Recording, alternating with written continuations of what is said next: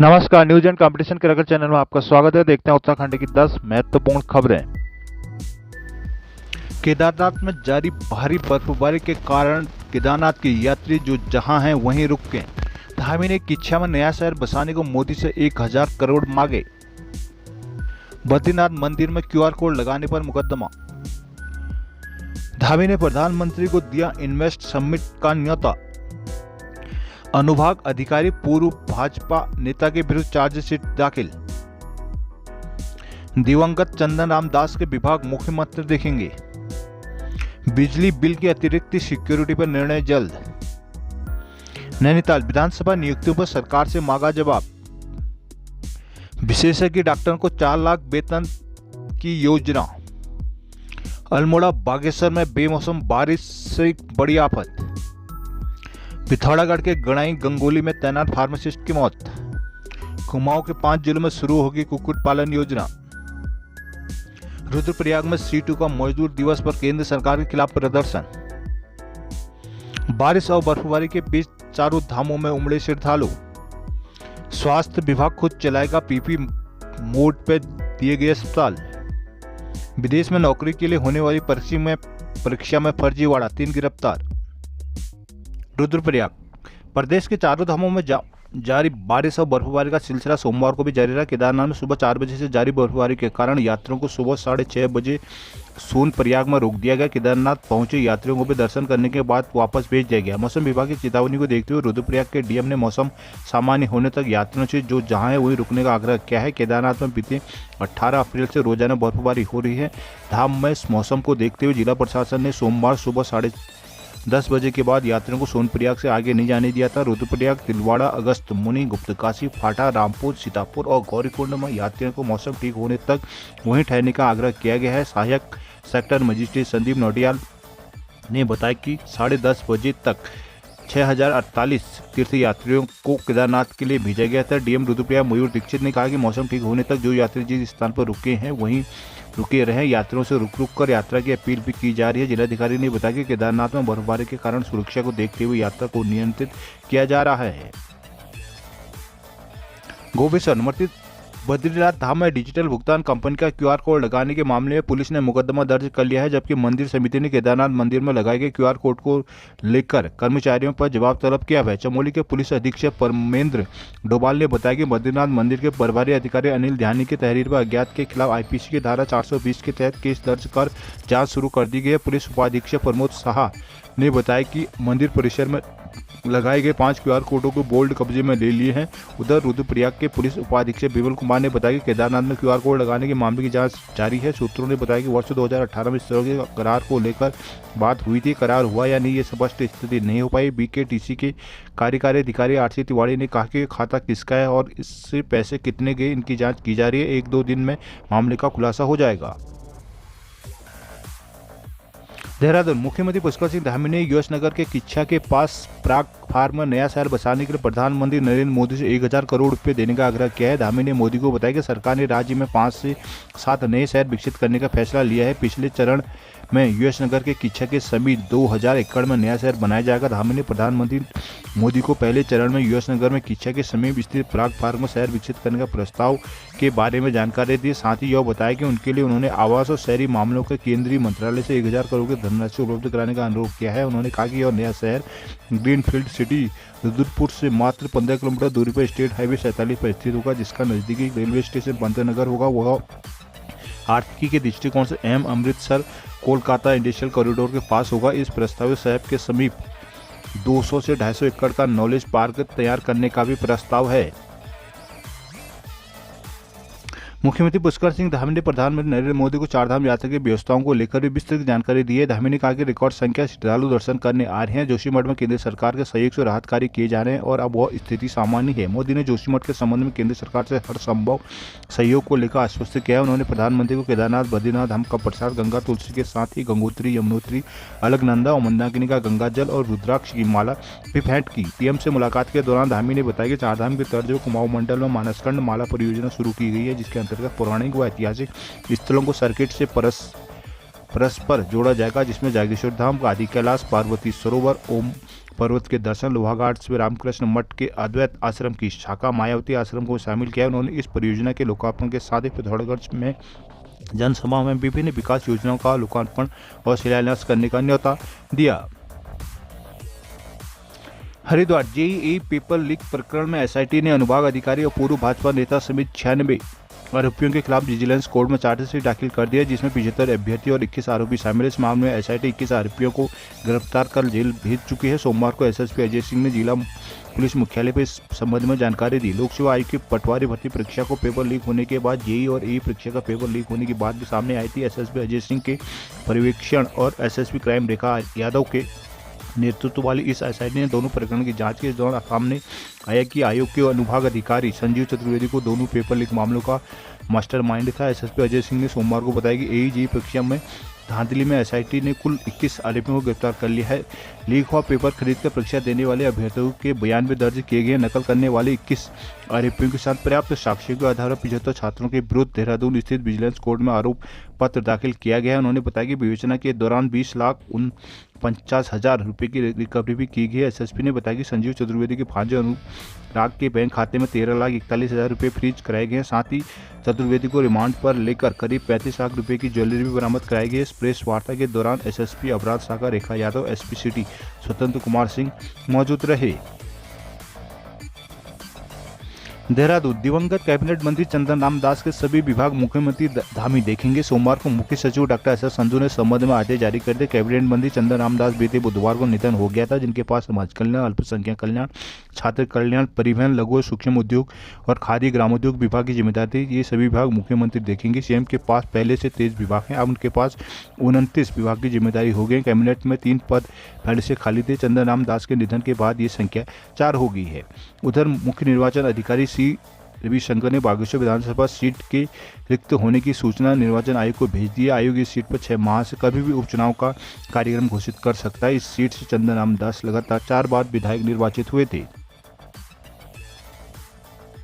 Nainital high court ने विधानसभा सचिवालय में हुई बैकडोर भर्तियों के खिलाफ दायर जनहित याचिका में सोमवार को सुनवाई की। कोर्ट में मामले में सरकार ने 4 सप्ताह के भीतर जवाब पेश करने को कहा है। मामले की सुनवाई मुख्य न्यायाधीश न्यायमूर्ति विपिन सांघवी और न्यायमूर्ति न्यायाधीश राकेश थपलियाल की खंडपीठ में हुई। अगली सुनवाई के लिए 30 जून की तिथि नियत की गई है। मामलों को अनुसार उत्तराखंड विधानसभा सचिवालय में बैकडोर भर्ती, भ्रष्टाचार और अनियमितताओं के खिलाफ देहरादून निवासी सामाजिक कार्यकर्ता अभिनव थापर ने जनहित याचिका दायर की थी। याचिका में कहा गया कि विधानसभा ने एक जांच समिति बनाकर सचिवालय में हुई 2016 के बाद की भर्तियों को निरस्त कर दिया, जबकि इससे पहले भी नियुक्तियों को निरस्त नहीं किया गया। याचिका में कहा गया कि विधानसभा सचिवालय में यह अनियमितता राज्य बनने से अब तक होती रही, इस पर सरकार ने अनदेखी की है। जनहित याचिका में उच्च न्यायालय में प्रार्थना की गई कि विधानसभा सचिवालय में भ्रष्टाचार से नौकरियां लगाने वाले ताकतवर लोगों के खिलाफ उच्च न्यायालय के सिटिंग जज की निगरानी में जांच कराई जाए। साथ ही मामले में संतुलित लोगों से उनकी सरकारी धन की वसूली की जाए। सुनवाई के अनुसार याचिकाकर्ता के अधिवक्ता ने कोर्ट को बताया कि सरकार ने 2003 के शासनादेश का उल्लंघन किया, जिसमें तदर्थ नियुक्ति पर रोक लगाकर संविधान के अनुच्छेद 14,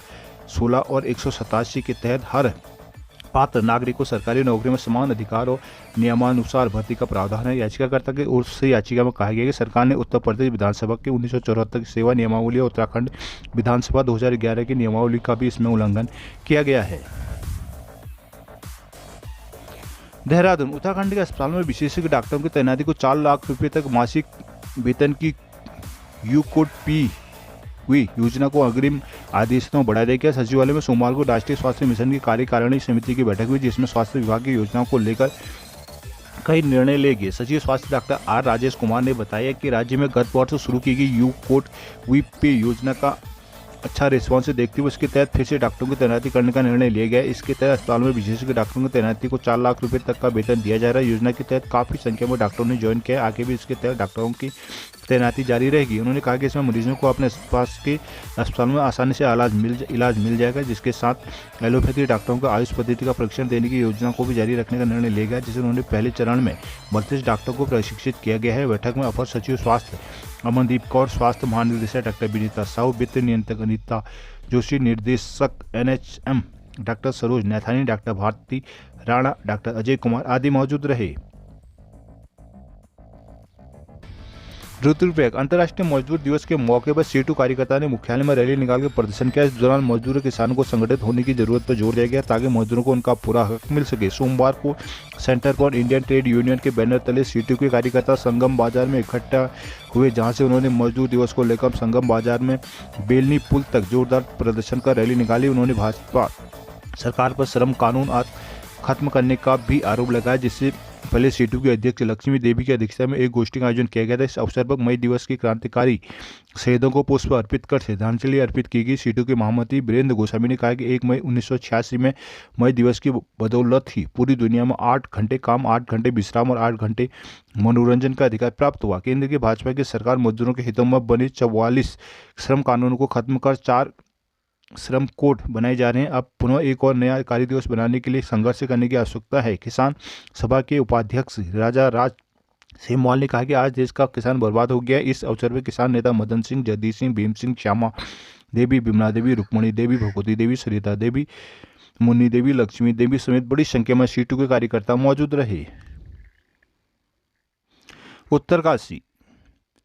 उत्तरकाशी भारी बर्फबारी और बारिश के बीच चारों धामों में बड़ी संख्या में श्रद्धालु पहुंच रहे हैं। केदारनाथ में बर्फबारी के बावजूद यात्री लाइन में लगाकर भगवान के दर्शन कर रहे हैं, जबकि सोमवार को बद्रीनाथ, गंगोत्री, यमुनोत्री में बारिश से लोगों ने भगवान के दर्शन किए। मौसम विभाग ने अगले 5 दिन अलर्ट जारी किया है। गंगोत्री, यमुनोत्री धाम में रात में दोनों धामों में बर्फबारी की आशंका बनी रही। उधर बारिश के बावजूद धामों में बड़ी संख्या में दर्शन के लिए लोग पहुंच रहे हैं। यात्रियों के लिए मौसम का खराब मिजाज पहाड़ों पर उत्साहजनक साबित हो रहा है। खराब मौसम के बीचों बीच गंगोत्री धाम सहित हरसिल आदि इलाकों में सोमवार को दिन भर बारिश जारी रही। दोनों धामों से सटी पहाड़ियों में जमकर बर्फ गिरी है। जिला आपदा प्रबंधन अधिकारी देवेंद्र पटवाल ने यात्रियों से गर्म कपड़े लेकर चलने को कहा है। साथ ही मौसम के ज्यादा खराब होने पर यात्रा न करने की भी अपील की है।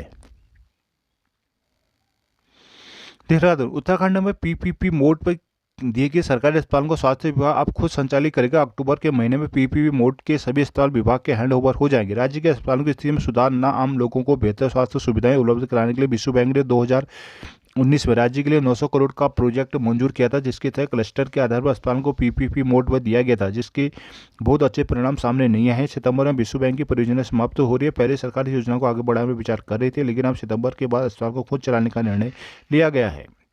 सरकारी अस्पतालों को पीपीपी मोड पर दिए जाने का विरोध कई भाजपा के विधायक कर रहे हैं। कुछ महीनों पूर्व स्वास्थ्य मंत्री डॉक्टर धन सिंह रावत की ओर से पीपीपी मोड के अस्पतालों को लेकर बुलाई गई बैठक में टिहरी, पौड़ी जिले के कई विधायकों के साथ ही रामनगर विधायक ने भी पीपीपी मोड के अस्पतालों की कार्य प्रणाली पर सवाल उठाए, जिसके बाद स्वास्थ्य मंत्री डॉक्टर धन सिंह रावत ने अस्पतालों को मॉनिटरिंग बढ़ाने के भी निर्देश दिए थे। लेकिन अब अस्पतालों को पीपीपी मोड से बाहर करने का निर्णय लिया गया है। विश्व बैंक के हेल्थ डेवलपमेंट प्रोजेक्ट के तहत सरकारी अस्पतालों का संचालन सितंबर तक पीपीपी मोड पर किया जाएगा, जिसके बाद विभाग द्वारा इन अस्पतालों का संचालन खुद किया जाएगा।